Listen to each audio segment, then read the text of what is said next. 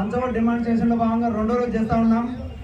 ఈ చేయడానికి ముఖ్యంగా మన రాష్ట్రం జరిగింది. ఎందుకంటే దాదాపుగా 2.5 నుంచి 3 సంవత్సరాల పాటు మన రాష్ట్ర జే నాయకులు కలుస్తూనే ఉన్నారు. కానీ దాదాపుగా 16 డిమాండ్లు ఒప్పుకున్నారు. 13 డిమాండ్ల గురించి చర్చలు జరుపుతున్నారు. ఏ డిమాండ్ కూడా మనకి ఎటువంటి ఆర్డర్ రూపంలో ఎటువంటి పేపర్ రాకపోవడంతో ఆ కార్యక్రమంలో భాగంగా గత 3-4 రోజుల నుంచి మనం మొదటి విడతగా 2 రోజులు బ్లాక్ బాడ్జెస్ ధరించి మనం నిరసన తెలియజేసినాం.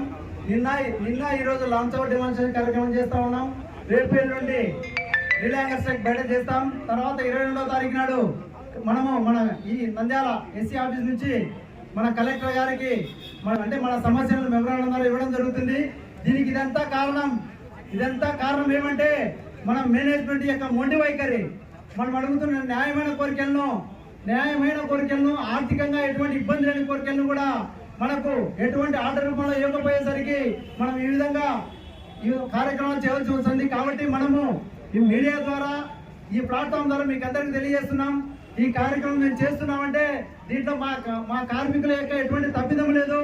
మేనేజ్మెంట్ మొండి వైఖరి అయితేనేమి ఖచ్చితంగా దీంట్లో ఇప్పటికైనా కూడా రాష్ట్ర ప్రభుత్వం కొంత చొరవ చూపి, అధికారంలో ఉండే ప్రభుత్వం చొరవ చూపి మేనేజ్మెంట్ ను చర్చలకు పిలిపించి మా కార్మికుల యొక్క న్యాయమైన కోరికలు అంటే మొదటగా మా జేఏసీ పెట్టింది ఏమంటే యూనిఫామ్ నగదు రహిత మెడికల్ పాలసీని, అదేవిధంగా కాంట్రాక్ట్ కార్మికుల యొక్క న్యాయమైన కోరికలు వాళ్ళకు 2022లో అరియర్స్ ఇస్తామని చెప్పి ఇంతవరకు కూడా పిఆర్సీ అయిన తర్వాత 2023లో మనకు అగ్రిమెంట్ అయినప్పుడు అరియర్స్ ఇస్తామని చెప్పి ఇంతవరకు అరియర్స్ ఇవ్వకపోవడం, వాళ్ళకి సమాన పనికి సమాన వేతనం కల్పిస్తామని చెప్పి మీటింగ్లో ఎన్నోసార్లు రాష్ట్ర జేఏసీ నాయకులకు చెప్పినా కూడా దాన్ని ఆర్డర్ రూపంలో రాకపోవడం, అదేవిధంగా డైరెక్ట్ పేమెంట్ గురించి కూడా ఎటువంటి విధి విధానాలు రాకపోవడంతో ఈరోజు కాంట్రాక్ట్ కార్మికులు కూడా దాదాపుగా నాకు తెలిసి 25 సంవత్సరాలైంది వాళ్ళు సర్వీస్ చేయబట్టి. కొంతమంది రిటైర్ అయిపోయారు. ఇంతవరకు వాళ్ళ గ్రాట్యూ రిటైర్ అయినప్పుడు ఒక అమౌంట్ కూడా ఇవ్వలేదు. కాబట్టి వాళ్ళు 25 ఏళ్ళు డిపార్ట్మెంట్కి సర్వీస్ చేసి ఎటువంటి రూపాయి డబ్బులు తీసుకోకుండా రిటైర్ అయిపోయి ఈరోజు రోడ్డు మీద తిరుగుతూ ఉంటే రిటైర్ చూస్తూ ఉంటే బాధగా ఉంది. కాబట్టి ఇప్పటికైనా కూడా ఈ కనికరం లేని మేనేజ్మెంట్ ఈ యొక్క కాంట్రాక్ట్ కార్మికుల యొక్క సమస్యలను ఆలోచించి, ఎందుకంటే వాడు 25 ఏళ్ళు ఉద్యోగం చేస్తామని పిల్లలు ఉంటారు, బాధ్యతలు పెరుగుతాయి, జీతాలు ఏం పెరగట్లే. కాబట్టి వాళ్ళు ఏ విధంగా బతకాలనేది కొంచెమన్నా ఆలోచిస్తే మేనేజ్మెంట్ వాళ్ళకు సమస్యలు తీర్చడానికి ఒక అవకాశం ఉంటుంది. కాబట్టి ఖచ్చితంగా కాంట్రాక్ట్ కార్మికుల ఇష్యూను, అదేవిధంగా జేఎల్ఎం గ్రేడ్ 2లు దాదాపుగా 6 సంవత్సరాలు పూర్తయింది వాళ్ళకు ఉద్యోగం వచ్చి 2019 అక్టోబర్లో వచ్చారు. ఇంకా 10 రోజులు ఉంటే వాళ్ళకు దాదాపు 6 సంవత్సరాలు పూర్తవుతుంది. కాకపోతే వాళ్ళకి కూడా ఎటువంటి ఇంతవరకు కూడా జాయిన్ అప్పటి నుంచి ఎట్లా ఉన్నారు అట్లా ఎక్కడ వేసిన కొంగడు అక్కడ ఉందంటూ వాళ్ళ జీతం పెరగకపోగా వాళ్ళు ఎక్కడ ఉద్యోగంలో తెలియజేయకపోగా వాళ్ళకి ప్రమోషన్ ఛానల్ ఎట్లా రెగ్యులేషన్స్ ఎట్లా ఇస్తామంటున్నారు. కానీ ఇంతవరకు ఎటువంటి రెగ్యులేషన్స్ చేయక చాలా ఇబ్బంది పెడుతున్న ఈ మేనేజ్మెంట్ యొక్క మొండిపై ఇక్కడ నశించాలనే ఉద్దేశంతో వాళ్ళకి న్యాయం జీపీఎఫ్ జరుగుతూనే ఉంది. 9/10/2004 వరకు ఒక ఇష్యూ, అందరికి ఈపీఎఫ్ టు జీపీఎఫ్ అమలు చేయాలనే ఇష్యూ జరుగుతూ ఉంది. ఇంతవరకు కూడా ఈ 2 ఇష్యూల్లో ఏ ఒక్క ఇష్యూ మీద కూడా కొంత కూడా పాజిటివ్గా లేకుండా మన నిర్బంధంగా మన ఎనర్జీ డిపార్ట్మెంట్ వారు ఇది ఇయ్యలేమని చెప్పడం జరిగింది. ఇది చాలా దారుణం, హేయం. ఎందుకంటే ఇప్పుడు రిటైర్ అయిన ఉద్యోగులు 1500 2000 పెన్షన్ తీసుకుంటే గవర్నమెంట్ ఇచ్చే సామాజిక పెన్షన్లు రోజు 1వ తారీఖు టెన్షన్ ఇచ్చే సామాజిక పెన్షన్ 3500 నుంచి 4000 ఉన్నాయి. అంటే 30 ఏళ్ళు సర్వీస్ చేసిన మన ఉద్యోగి 3000 పెన్షన్ తీసుకుని అర్హుడు కాడా? ఏం చేయకుండా కూడా సామాజిక పెన్షన్ 4000 3000 మేము దానికి వ్యతిరేకం కాదు. కాకపోతే వాళ్ళకి 4000 ఇస్తున్నప్పుడు 30 ఏళ్ళు 25 ఏళ్ళు సర్వీస్ చేసిన ఉద్యోగి మినిమం పెన్షన్ తీసుకుని అర్హుడు కాడా అనేది ఖచ్చితంగా ఆలోచించాలా. ఈ మీడియా ద్వారా మా మేనేజ్మెంట్ అయితేనేమి, రాష్ట్ర ప్రభుత్వం అయితేనేమి దీన్ని ఒకసారి పునరాలోచించి కార్మికుల యొక్క న్యాయమైన కోరికలు తీర్చే ఆలోచనతో అందరినీ పిలిచి మా రాష్ట్ర జేఏసీ నాయకులు పిలిచి ఖచ్చితంగా వాళ్ళు చర్చలు జరిపితే ఖచ్చితంగా ఫలప్రదమవుతాయి.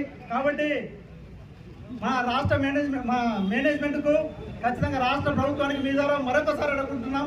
ఖచ్చితంగా చర్చలు పిలిచి మా కార్మికుల యొక్క న్యాయమైన కోరికలు అంతేకాకుండా చాలా ఉన్నాయి. మీకు బ్రీఫ్గా కొన్ని చెప్పాను. కాంట్రాక్ట్ కార్మికులు అయితేనేమి, జేఎల్ఎం గ్రేడ్ అయితేనేమి, పెన్షన్స్ అయితేనేమి, డిఏ ఘోరం. ఇంతవరకు గవర్నమెంట్ ఉన్నంత వరకు 2023 డిసెంబర్ వరకు ఇస్తే ఇంతవరకు ఒక్క డిఏ రిలీజ్ చేయలేదు. పెన్షన్స్ జీతం పెరగకపోగా ఇంజనీర్స్కి ఒక బాధ, వాళ్ళ బేసిక్ మ్యాక్సిమం సీలింగ్ పెట్టి జీతం పెరగదు, డిఏలు ఇయ్యరు. ఇచ్చే జీతం తీసుకుంటూ ఉద్యోగం చేయాలంటే ఇది ఎంతవరకు జీతం పెరగకుండా ఉద్యోగం చేయాలంటే ఎంతవరకు సమంజసం మీరు ఒకసారి ఆలోచించండి. కాబట్టి ఏదైనా మనం చేసే సంవత్సరానికి ఒకసారి ఒక ఇంక్రిమెంట్ యాడ్ అయితే కొంత డబ్బు పెరిగితే మనం ఏదో పిల్లలకు కానీ ఖర్చులు కానీ వస్తుందని అనుకుంటాం. ఇప్పుడు డిఎల్ ఇవ్వకపోగా దాని గురించి ఊసే లేదు రాష్ట్ర ప్రభుత్వం అయితే. ఇది వరకు మాకు గవర్నమెంట్లో ఉండేటప్పుడు 2023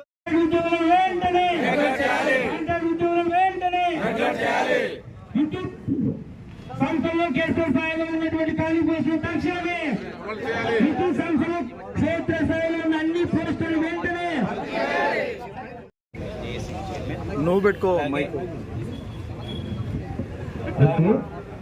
రాష్ట్ర నాయకత్వం ఇచ్చినటువంటి ఈ జేఏసీ పిలుపు మేరకు దాదాపుగా ఈ రోజు నుంచి నిన్న నుంచి జరుగుతున్నవి. దాదాపుగా రేపటి నుంచి నిరాహార దీక్షలు చేయడం స్టార్ట్ అవుతుంది. ఎందుకనగా దాదాపుగా ఎన్నో కష్టాలు పడి గ్రేడ్ 2 జేఎల్ఎంస్ కానీ కాంట్రాక్ట్ ఉద్యోగస్తులు కానీ చేస్తున్నాను. ఇంతవరకు మాకు ఎటువంటి